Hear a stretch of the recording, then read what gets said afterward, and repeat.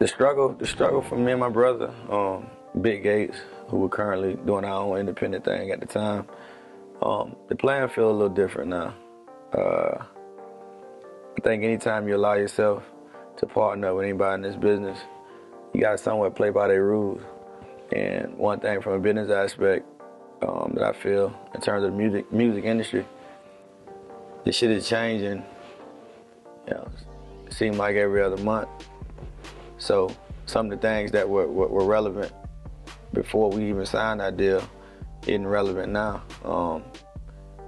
The ringtone game wasn't in existence in our early stages, but in terms of maintaining the grind and getting noticed and getting to a certain plateau and requiring a certain amount of chips to be pushed your way, all that shit is different now. You know, they ain't cutting the big signing deals and the big signing checks now. So I think a lot of what used to be is non-void at the present time, but you got to find ways within the system to make the system work for you.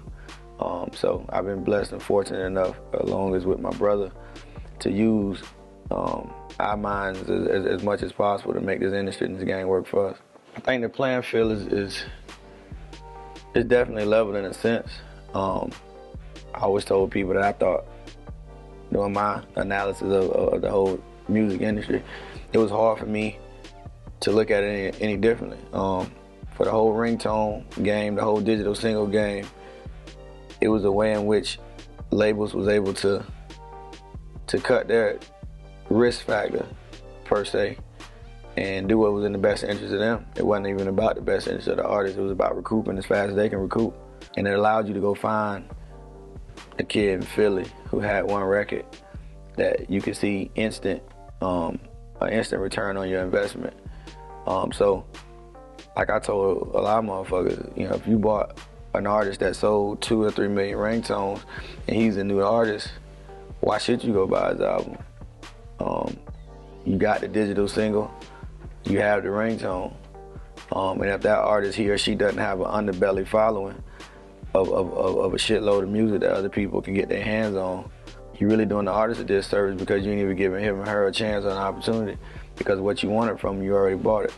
The old legacy, what I like to call a Big Gates, which is my brother, it's weird, man, because you know, a lot of people look at my situation who is not, I guess, totally up on my whole following, my whole creation, don't know how much we lost, how much I lost to get to where I'm at.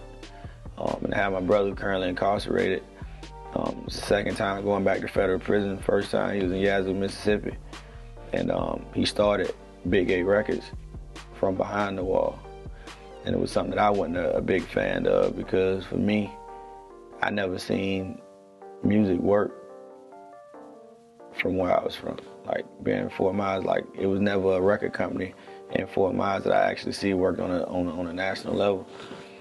So it was his vision, man. It was a dream. It was his admiration. I just was being a silent investor at the time, and just go to show me, man, how God works in mysterious ways to get us currently to the point of where we're at now. But he's back, incarcerated and locked up. So he the brain, if I like to call it that, of this situation. Work great together, man. I wouldn't rather be partners with nobody else to take on the mental challenge of this game than to be a part of his situation. So to have him the head of the chain and still doing it from behind the walls is super impressive to me.